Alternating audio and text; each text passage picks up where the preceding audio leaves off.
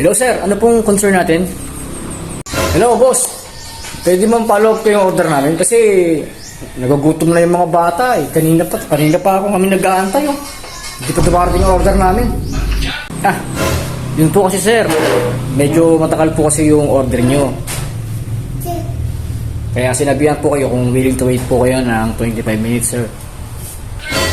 Oo nga, nag-willing to wait kami 25 minutes. Kaso anong oras na oh? Naintindihan po namin sir na medyo matagal po.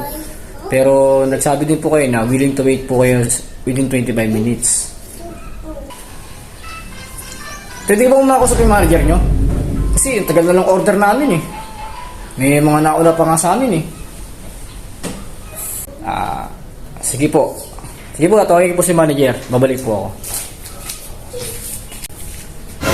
Hello sir. Lalabas po si manager within 15 minutes. Willing to wait po. Anak ka ng pu. Anak ka ng pu.